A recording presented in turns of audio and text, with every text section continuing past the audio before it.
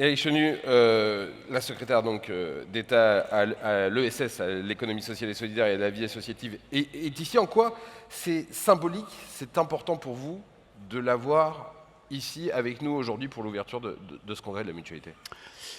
Pour nous, c'est très important de pouvoir entendre ce que Marlène Schiappa, ministre en charge de l'économie sociale et solidaire, de la vie associative, va nous dire, parce que la mutualité, depuis un siècle, un peu plus d'un siècle, un peu plus de 120 ans, de manière organisée au sein de notre fédération, mais depuis beaucoup plus longtemps dans la réalité des faits, dans la réalité des engagements des femmes et des hommes de ce pays, depuis la fin du XVIIIe siècle, accéléré dans le XIXe avec les sociétés de secours mutuels sur le champ de la prévoyance, ont agi, ont évolué, adapté leurs réponses en permanence à la réalité des contextes et des besoins. Les mutuelles, la mutualité dans son ensemble, font mouvement et sont pleinement partie prenante du mouvement social et de l'économie sociale et solidaire.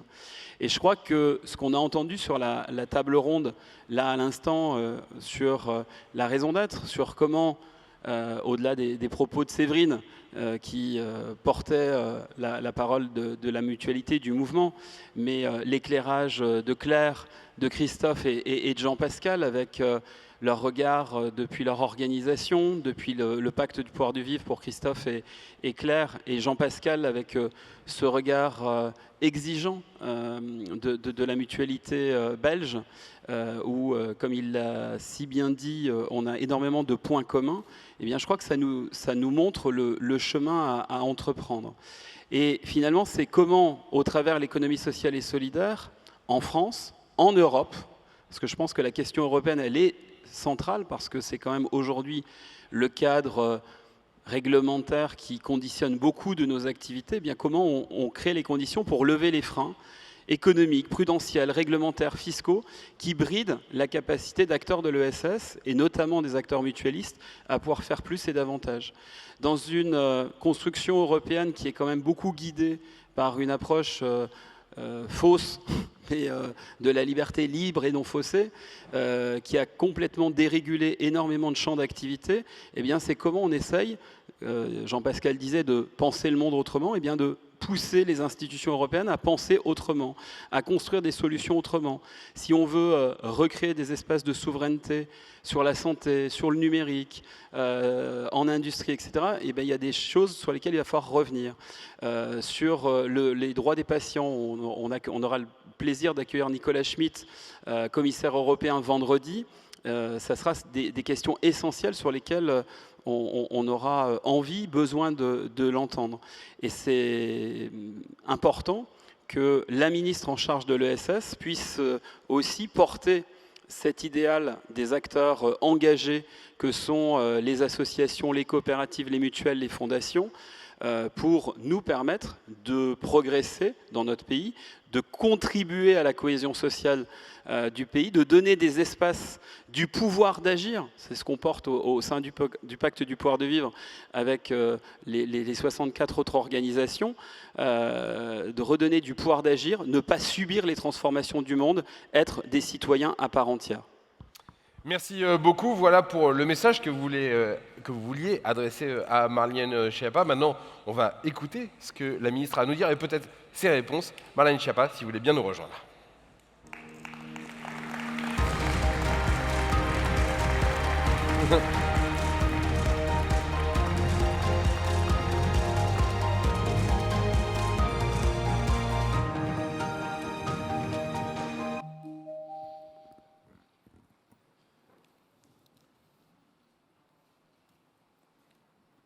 Monsieur le Président de la Région Sud, cher Renaud Muselier, Monsieur le maire de Marseille, cher Benoît Payan, Mesdames et Messieurs les parlementaires, Mesdames et Messieurs les élus, Monsieur le conseiller métropolitain de la métropole Aix-Marseille, cher Frédéric Collard, Monsieur le Président de la Mutualité française, cher Éric Chenu, Madame la directrice générale de la Mutualité française, chère Séverine Delgado, Monsieur le Président du CESE, cher Thierry Baudet, Mesdames et Messieurs les présidentes et les présidents de mutuelles, vous tous, militantes, militants, élus de la Mutualité française, mesdames et messieurs, en vos différents grades et qualités.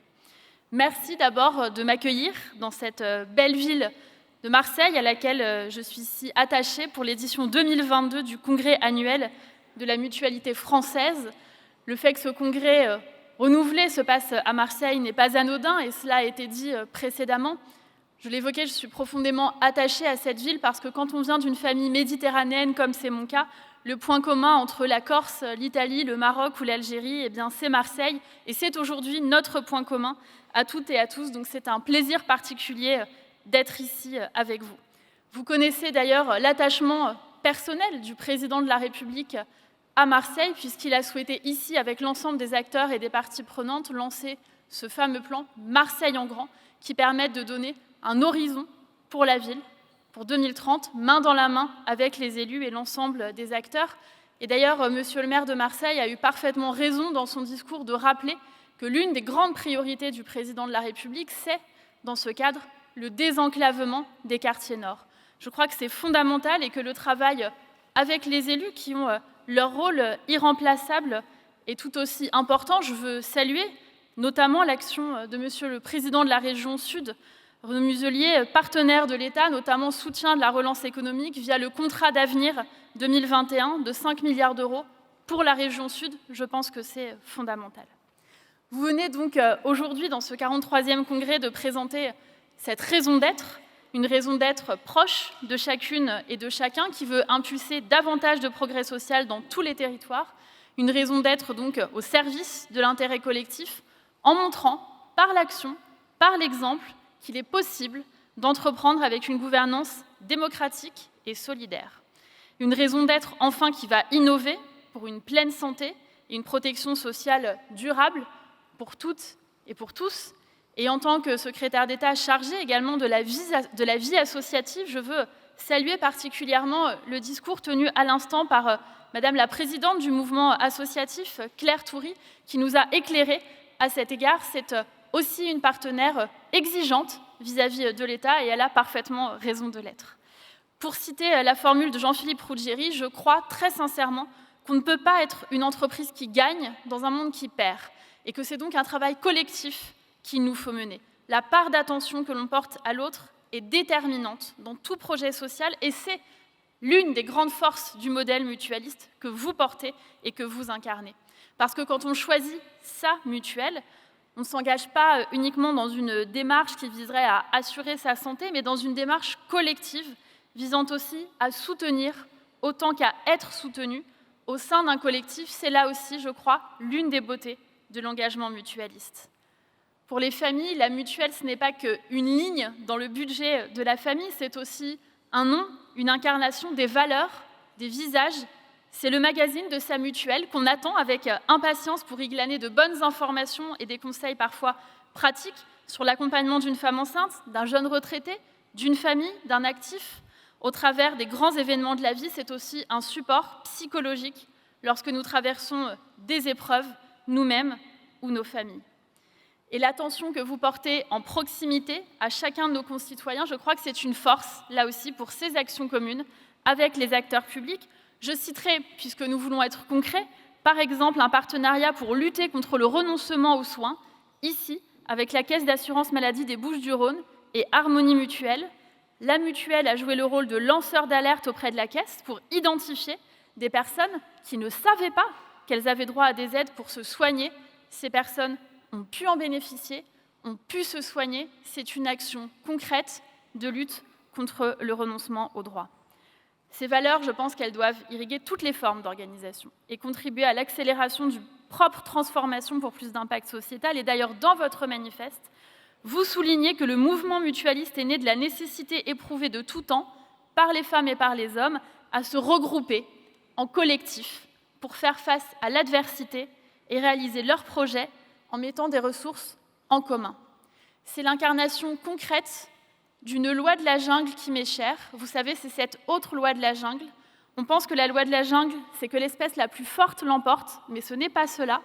Il y a un très bon livre qui démontre que la loi de la jungle, c'est que l'espèce qui s'entraide le plus, c'est l'espèce qui réussit à survivre. Je formule le vœu que nous soyons cette espèce. Nous retrouvons donc les mutuelles tout au long de notre vie, du matin au soir de celle-ci, du soutien aux crèches, aux maisons de retraite et la diffusion de vos principes de décision et d'action en collectif dans la société sont des leviers puissants de transformation en profondeur de cette société vers un monde plus sobre et plus solidaire que désormais nous appelons tous de nos vœux. Ils impliquent chacune et chacun, ils invitent aussi à nous questionner sur nos propres valeurs, sur notre propre façon de faire vis-à-vis des autres. Et c'est comme cela qu'on se retrouve engagé, transformé, et c'est ainsi que ces transformations se déploient. Je vous félicite donc, je soutiens avec force cette démarche de présentation de votre raison d'être pour votre organisation elle-même, mais aussi parce que ce faisant, vous donnez l'exemple aujourd'hui à d'autres organisations que vous allez inspirer. Aujourd'hui, plus de 730 entreprises ont décidé de franchir le pas, de s'engager, de trouver des raisons d'être, voire parfois même de devenir des entreprises à mission, telles que prévues dans la loi Pacte qui était portée par Bruno Le Maire. Je veux donc particulièrement ici saluer l'engagement de celles et ceux qui, parmi vous, ont pris ce statut d'entreprise mutualiste à mission. Harmonie Mutuelle, cher Thomas Blanchette, la Massif, cher Philippe Perrault, la MGP, cher Benoît Priat, vous montrez l'exemple et vous donnez aussi du sens à l'engagement de vos collaborateurs. C'est important aussi pour vos adhérents qui vous choisissent et choisissent par cela même les valeurs que vous portez et que vous décidez d'écrire et de présenter publiquement. Je partage donc cette ambition de la communauté des sociétés à mission et de son président, Emery Jacquia, et je souhaite que l'on puisse franchir le cap des 10 000 entreprises qui s'engagent dans cette démarche d'ici la fin du quinquennat, et nous serons à leur disposition, bien sûr, pour les y accompagner. Alors je le dis à ces dirigeants, saisissez-vous de cette possibilité parce que c'est un levier puissant pour engager encore davantage ces collaborateurs, pour aussi attirer des talents dans ces secteurs. Je pense que c'est ce supplément de sens qui montre que vous apportez des réponses utiles aux enjeux de société, des réponses concrètes aux situations de vie de vos adhérents, telles que vous l'avez présenté dans cette raison d'être, qui donne de la force à votre communication concrète, réelle, sincère, sur vos engagements en matière aussi de transition écologique et solidaire. Alors, peut-être que vous le savez, je suis une Parisienne d'origine corse, mais j'ai aussi été élue au Mans sur la question de l'égalité femmes-hommes et sur l'attractivité économique. Et c'est vrai que quand on parle du Mans, peut-être certains pensent à la légendaire course des 24 heures du Mans ou à d'autres faits, mais le Mans, c'est surtout une ville de mutuelles. Et je veux donc profiter d'être ici pour saluer le succès du service médical de proximité auquel participe le groupe Vive, puisqu'il a permis à plus de 2800 patients d'avoir un médecin traitant depuis sa création en 2018. C'est une preuve que des sociétés et des solutions concrètes permettent aussi de lutter contre ces déserts médicaux grâce à cette contribution active. Ce petit clin d'œil me permet de rappeler à quel point ce rôle est fondamental dans les territoires. Et j'observe que les mutuelles jouent aussi ce rôle à Paris. Je félicite la MGEN qui met en place un parrainage avec les étudiants venus de Polynésie, avec un tuteur qui leur est attribué lorsqu'ils arrivent et une intervention personnalisée. À travers ces établissements, c'est vrai que vous accueillez aussi les plus fragiles, vous êtes engagés dans le grand âge, dans la santé mentale, dans ces grands sujets de société auxquels nous devons apporter des solutions pour l'avenir. Alors je voudrais maintenant vous dire un mot d'économie sociale et solidaire parce que ça me tient à cœur et je sais que vous aussi. Parce que vous êtes présents dans les territoires à travers les financements que vous apportez aux projets d'économie sociale et solidaire.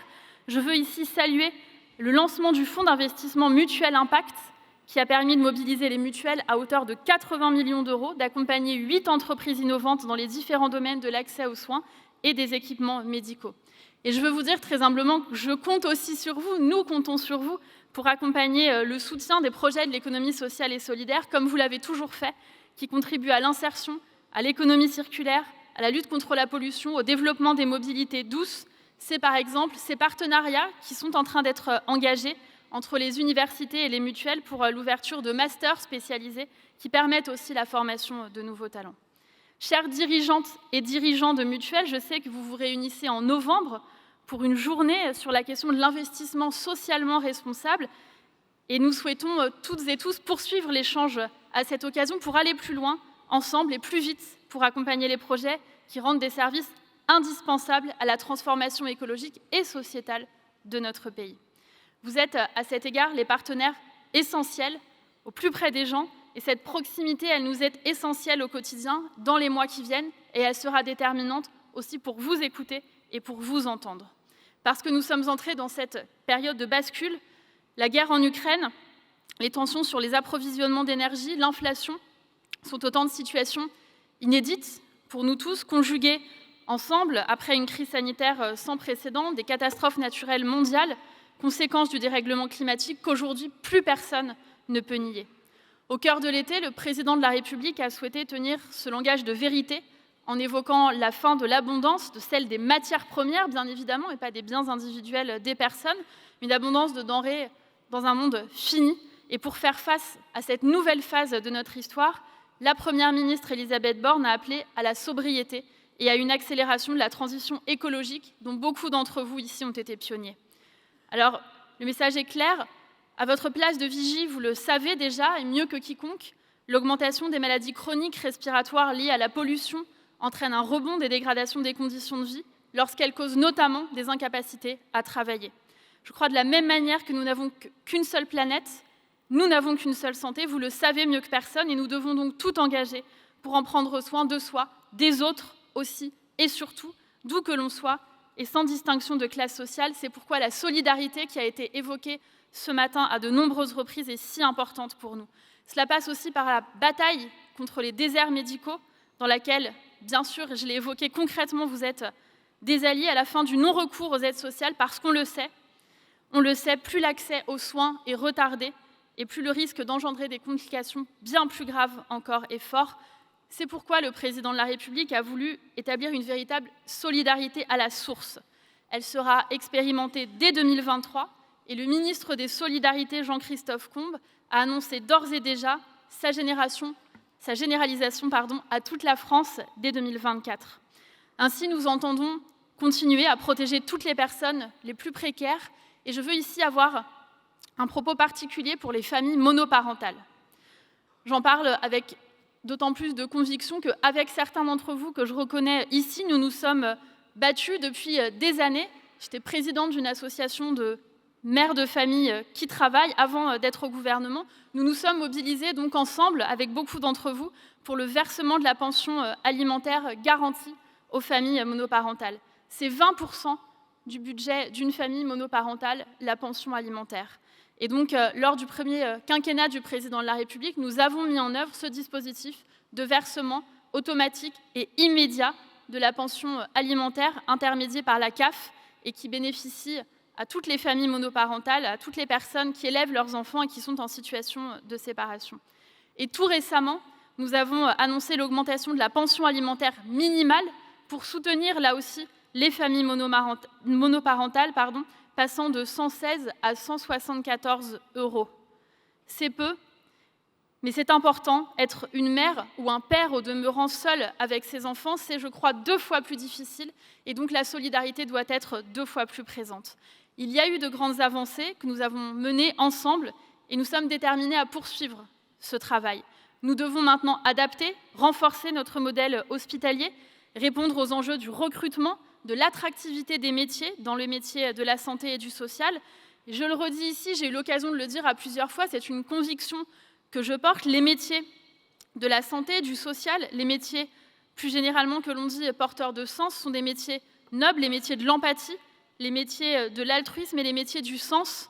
Et je crois que le sens ne doit pas s'opposer à la rémunération. Et je le dis parce que trop souvent, j'ai entendu ce discours visant à dire « si vous aviez le choix, qu'est-ce que vous préféreriez, un métier mieux payé ou un métier plus porteur de sens ?» Mais pourquoi opposer l'un à l'autre?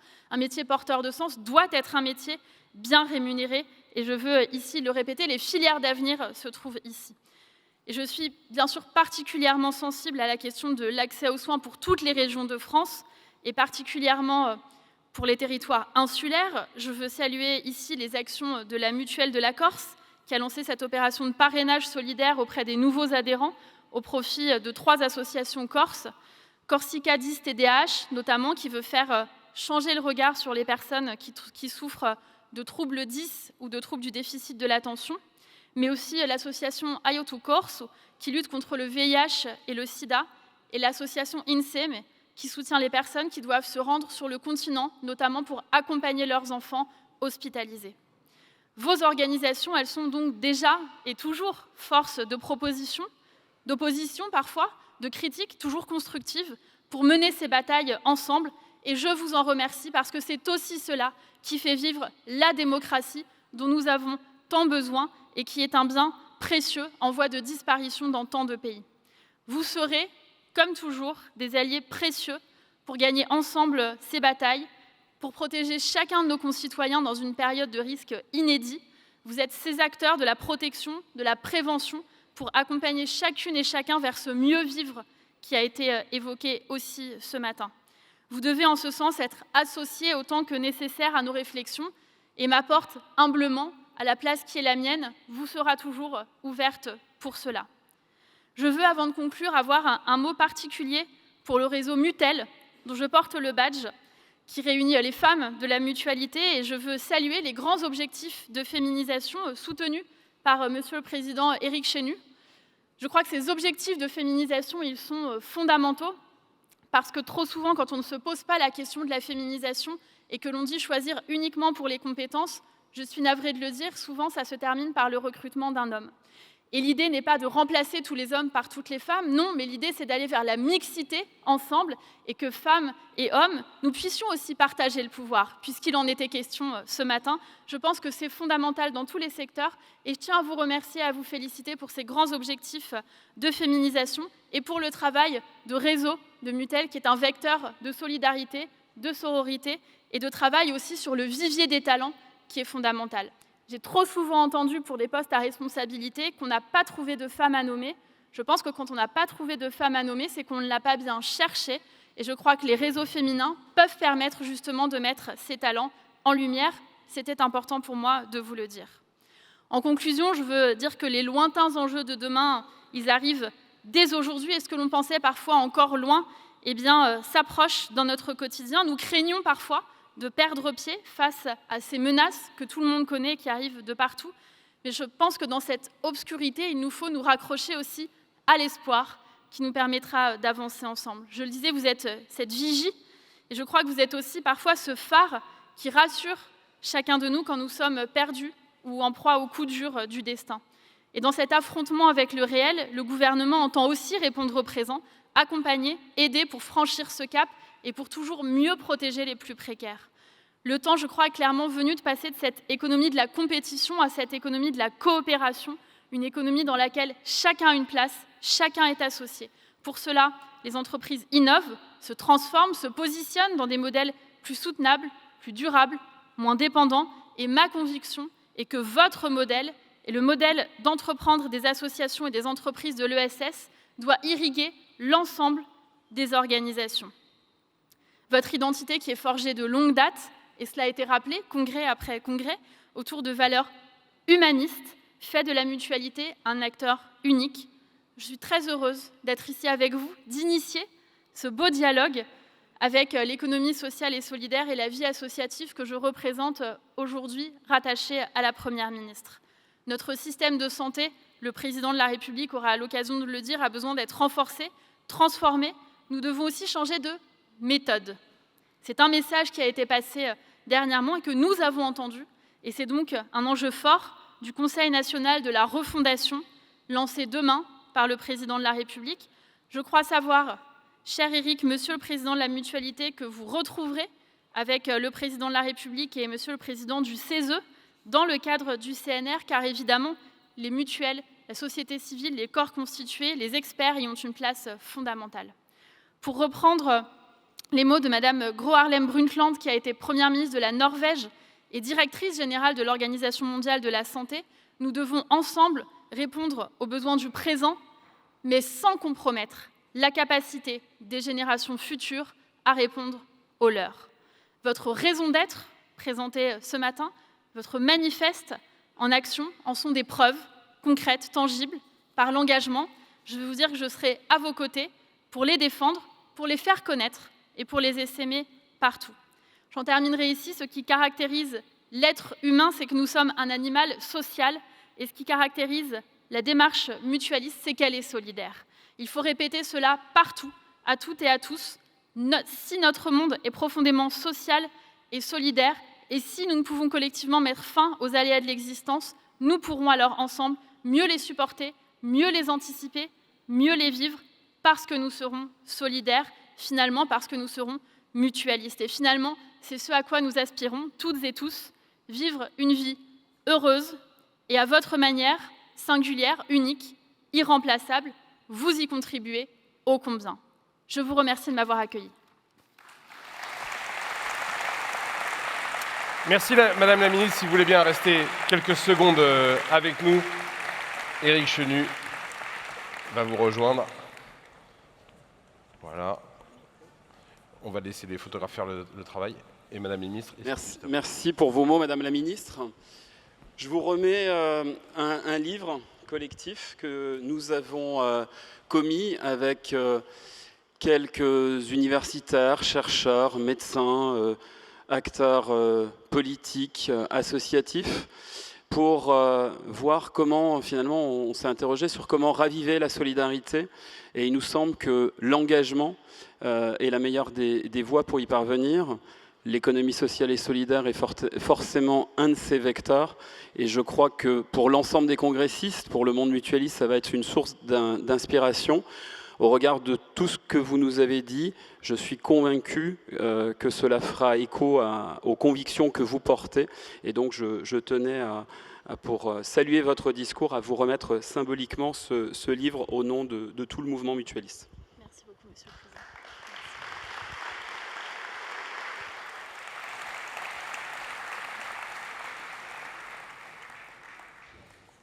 Merci beaucoup. Éric Chenu, je crois que vous vouliez nous dire un dernier mot pour présenter une dernière intervention, la dernière intervention de cette matinée d'ouverture de ce congrès.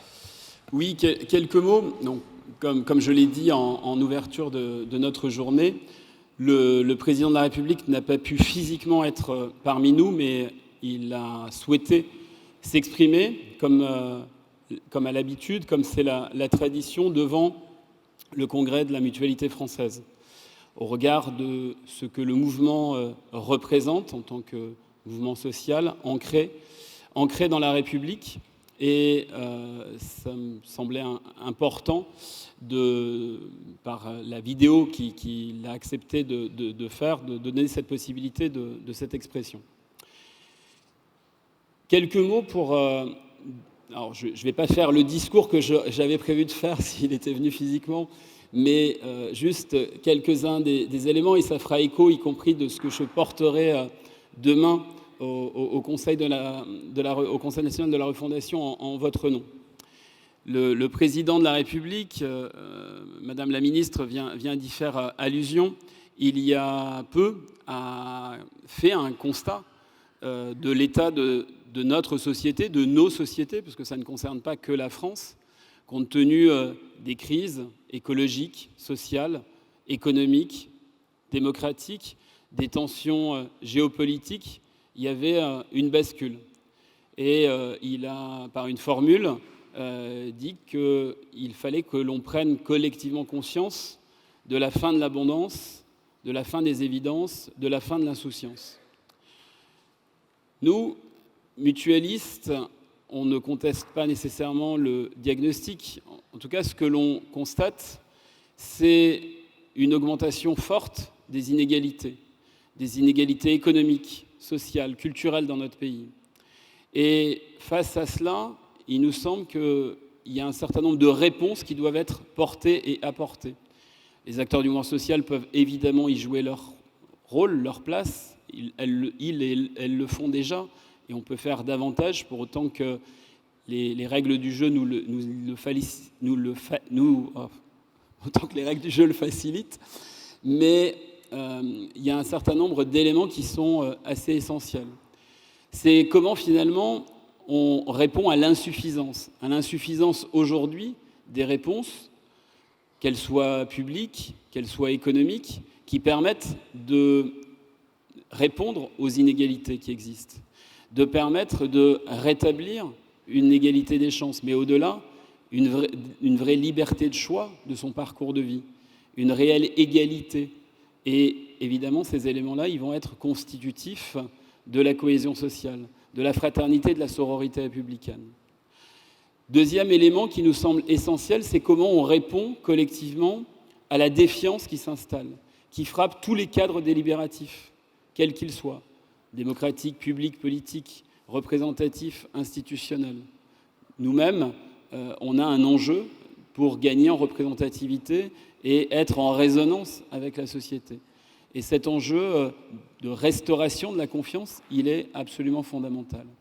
Et puis, pour finir, si on veut réancrer l'action publique dans le temps long, si on veut faire en sorte que l'action contribuant à l'intérêt général puisse se construire patiemment, atteindre ses objectifs, eh bien on a besoin du temps long et on a besoin de constance dans les politiques publiques. Et donc, c'est tous ces éléments-là qui nous semblent absolument essentiels si on veut gagner le pari du virage préventif, si on veut restaurer un égal accès aux soins pour tous, si on veut que le sujet de l'autonomie pour tous, pour permettre à chacun de choisir son projet de vie jusqu'à sa fin de vie, soit possible, c'est tous ces éléments-là, tous ces sujets-là qu'il nous faut traiter au niveau du Conseil national de la refondation, dans les espaces publics de débat où on pourra porter ces propositions, au sein des assemblées, l'Assemblée nationale,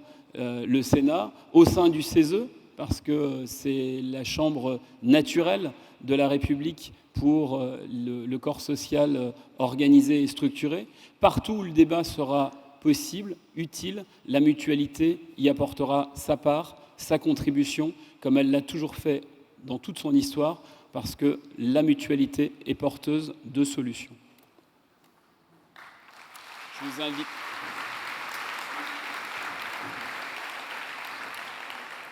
Et je vous invite désormais à écouter l'allocution du président de la République.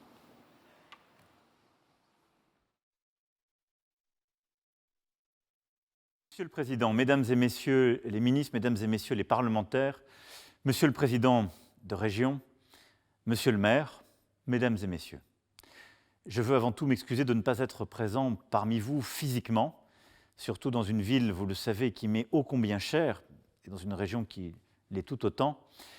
Et je remercie le ministre Braun de représenter le gouvernement et de porter la parole gouvernementale. Je voulais, par le truchement de ce message, simplement marquer mon soutien, mon implication et partager quelques convictions. Face à la pandémie de Covid, notre système de santé nous a protégés. Et je veux ici redire devant vous notre gratitude à l'ensemble des soignants de France et les remercier pour leur engagement sans faille. Quand je dis les soignants, je parle évidemment de toutes les structures, de tous les statuts et de celles et ceux qui nous ont permis de résister, qui ont protégé les plus faibles et qui nous ont permis, durant cette période si difficile, de traverser le pire. Vous avez été présents pour accompagner les Français dans la solidarité, et je ne l'oublie pas, nous ne l'oublions pas. Et ce 43e congrès, auquel je regrette donc de ne pas être physiquement présent, me paraît à cet égard tout particulièrement d'actualité. Vous avez choisi de débattre autour des territoires d'engagement pour l'entraide et la solidarité, et vous nous invitez à nous réinventer pour la création d'un futur souhaitable et le renforcement de notre système de santé et de protection sociale. Je vous cite, « Je ne peux que partager cette ambition. » Pour conduire cette réinvention, cette refondation, nous devons aussi changer de méthode et nous y engager collectivement. Nous avons besoin de mieux travailler ensemble, au plan national, mais également dans tous les territoires. Et le choix du thème de votre congrès ne s'y trompe pas. Parce que quand je dis « nous », c'est bien l'État, évidemment. Je pense bien sûr aux 3 assemblées de notre pays, aux collectivités territoriales, mais également aux partenaires sociaux et à l'ensemble des forces vives de notre pays, du monde associatif, de toutes celles et ceux qui le font vivre au quotidien dans la trame la plus intime de ces territoires. C'est précisément l'enjeu du Conseil national de la refondation, qui se tient jeudi et auquel, Monsieur le Président Éric Chenu, j'aurai le plaisir de vous retrouver. Ce Conseil national de la refondation va nous permettre d'engager un dialogue constructif, de définir des objectifs partagés, de co-construire les politiques publiques et de se coordonner dans l'action. Bien évidemment, il y a ensuite des institutions légitimes, représentative avec un mandat démocratique. Le président de la République, le gouvernement, l'Assemblée nationale, le Sénat, le CESE, les collectivités locales et les partenaires sociaux avec leur légitimité. Mais tout ce dont nous parlons, tout ce dont vous allez parler, est à la confluence de toutes ces légitimités. Et l'action publique est souvent par trop éclatée, et face aux grandes transformations que nous avons à vivre, se mettre autour de la table, se donner du temps, partager un cap est indispensable. Et comme je l'ai dit dès mon investiture, nous devons aujourd'hui inventer quelque chose de nouveau, une manière nouvelle de débattre, pas une nouvelle institution, nous en avons déjà suffisamment, mais la méthode pour bâtir ensemble et construire ensemble. Dans celle-ci, vous aurez toute votre place, notamment dans les chantiers de la santé et du grand âge. Sur la santé, je l'évoquais, nous sortons d'une période particulièrement difficile qui a mis nos soignants à très rude épreuve. Mais avant même l'épidémie de Covid, le système était déjà en crise. J'avais d'ailleurs eu déjà l'occasion de vous le dire lors de votre dernier congrès à Montpellier et de présenter la stratégie Ma Santé 2022 dès 2018. Nous avions d'ailleurs commencé à sortir progressivement de la tarification à l'activité à l'hôpital, à enclencher des réformes qui ont été amplifiées conformément aux engagements que j'avais pris dès mars 2020 lors du fameux Ségur de la santé avec des revalorisations inédites pour les professionnels et un investissement de 19 milliards d'euros. Cela a ensuite été prolongé, vous le savez comme moi, au-delà de l'hôpital, dans le champ médical, médico-social, avec en particulier les travaux de M. Laforcade et les engagements que le gouvernement, les collectivités territoriales compétentes ont pu prendre, et je les en remercie, l'ensemble des employeurs d'ailleurs ayant suivi ce mouvement et la mutualité à nos côtés. Néanmoins, quand on regarde la situation en face, nous savons que nous devons encore renforcer notre système de santé, prendre soin de celles et ceux qui soignent, encore fortement sous tension, et engager un virage profond, celui du sens et de la prévention. Celui du sens, ce sera l'objet, pour moi, des débats, du travail, des projets territoriaux que nous aurons à faire dans le cadre du Conseil national de la refondation. Nous devons permettre aux partenaires de santé sur un territoire d'être les acteurs des solutions qu'ils vont proposer. Et nous le savons bien, c'est en quelque sorte le deuxième pilier de la réponse à cette crise. Nous devons sortir d'une approche trop homogène, parfois stérilisante. On doit garder évidemment ce qui fait l'égalité républicaine, mais nous devons avoir des solutions plus adaptées sur le terrain, qui redonnent plus de liberté aux soignants, à l'hôpital, hors de l'hôpital, sur les territoires. Leur redonner de la liberté et des marges de manœuvre. Mais il y a aussi cette petite révolution de la prévention. Je sais combien vous la portez, je la partage. C'est l'une des clés majeures de la transformation de notre système. Le système français soigne bien. Nous avons de l'excellence, à l'hôpital comme en ville. Nous avons des médecins et des paramédicaux qui sont formidablement formés. Mais quand on regarde et quand on se compare avec les autres, nous prévenons moins bien. Nous laissons nos concitoyens aller vers des pathologies plus lourdes et donc plus coûteuses. Je sais combien vous êtes investis pour développer la prévention avec des actions concrètes et innovantes. Et ces actions, qui commencent d'ailleurs dès l'école et qui ensuite doivent accompagner l'ensemble de nos concitoyens, sont essentielles. Vous savez que mieux prévenir est à la fois bénéfique sur le plan de la santé individuelle, collective et pour l'efficacité de notre système. Nous devons donc travailler ensemble pour forger de nouvelles coopérations et insuffler une culture de la prévention. Cette culture-là, c'est celle que nous voulons développer, je le disais, dès l'école, avec la généralisation des diagnostics. On a commencé à le faire durant le quinquennat précédent, sur les 10, sur les troubles autistiques. Je veux qu'on puisse le généraliser. On doit le faire aussi beaucoup plus largement pour permettre d'avoir ces diagnostics réguliers. C'est celle que nous voulons faire avec le sport à l'école, qui est un formidable outil de prévention contre l'obésité et beaucoup d'autres pathologies. C'est celle que nous voulons généraliser avec les diagnostics à plusieurs âges de la vie et les bilans de santé que l'assurance maladie prendra en charge. Mais c'est plus largement une révolution culturelle qui doit être portée par les pouvoirs publics, par les partenaires et par nos concitoyens. Nous devons aussi renforcer l'accès à la santé partout et pour tous. Nos concitoyens nous le disent, les élus aussi, nous devons permettre à tous d'avoir accès à un médecin où qu'il réside, et tout particulièrement nos aînés.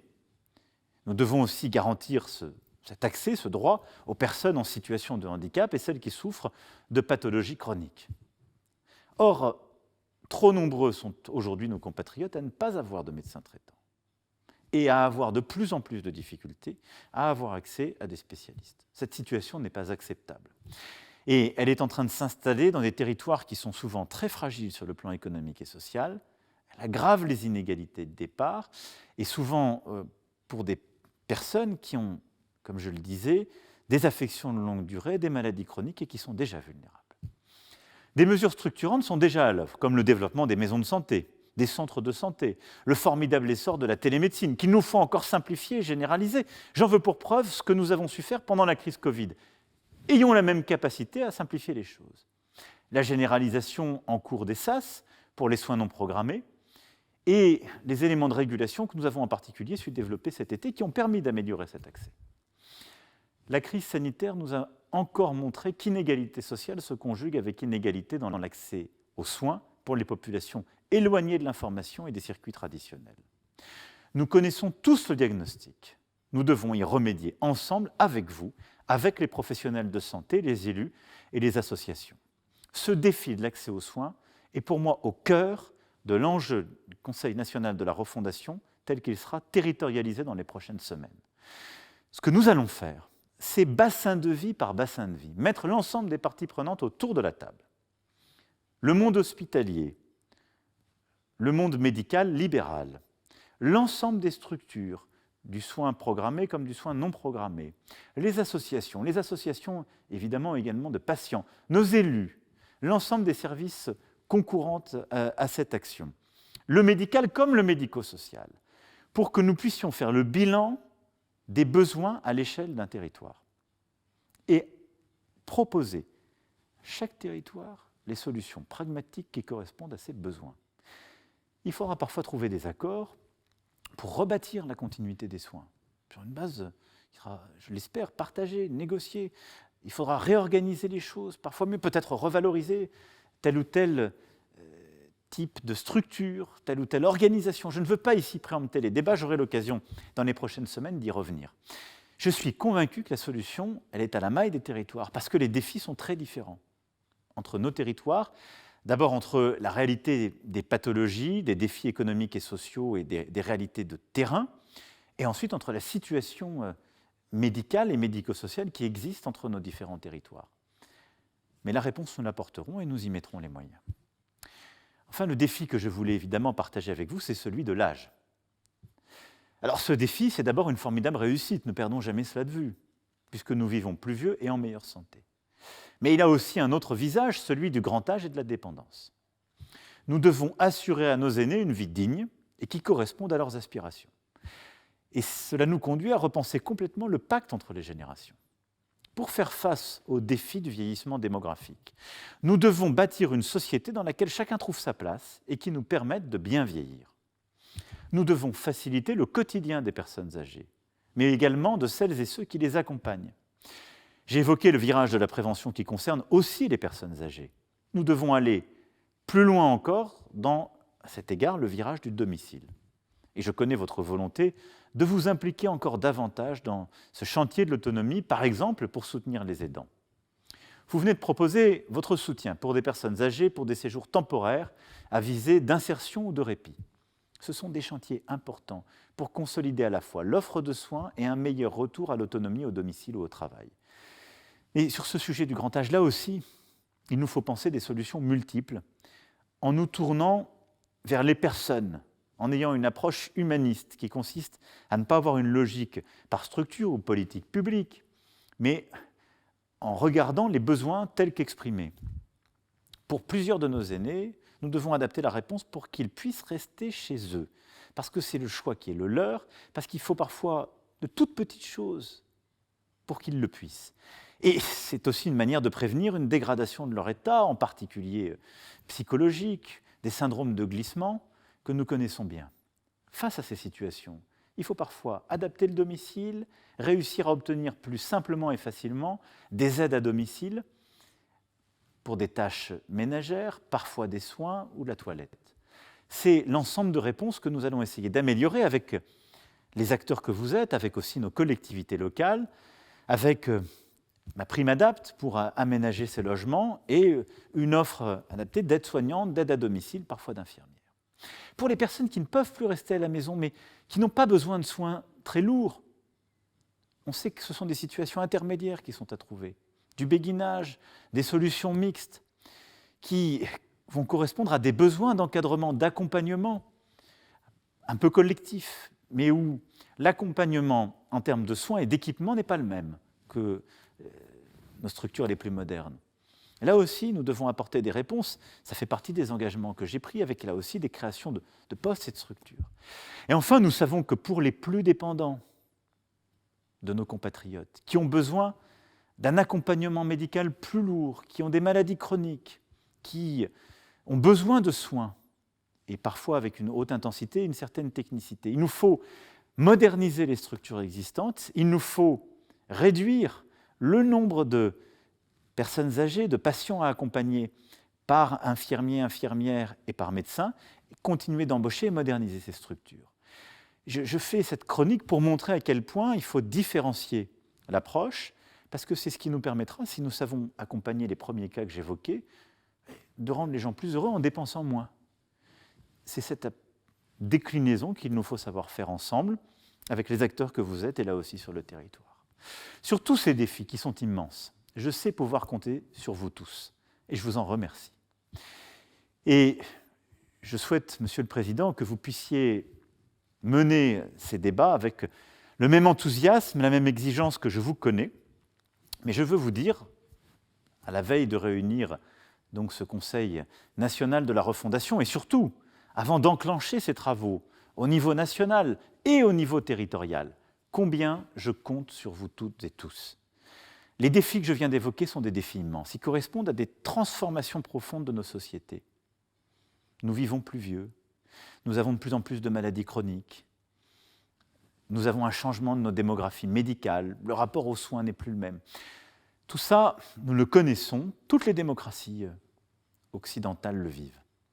Nous avons à le penser, à agir ensemble pour pouvoir offrir un avenir rassurant, à la fois à celles et ceux qui soignent, protègent, et à l'ensemble de nos compatriotes qui sont les plus vulnérables, qu'ils soient malades ou qu'ils entrent dans le grand âge. C'est ce défi qui est le nôtre, c'est un formidable défi. Nous avons les moyens de le relever si nous savons ensemble partager les constats, nous projeter, nous donner les moyens, répartir les responsabilités et œuvrer ensemble. Je vous souhaite un excellent congrès, de très bons travaux, et comme vous l'avez compris, je compte sur vous. Vive la République et vive la France.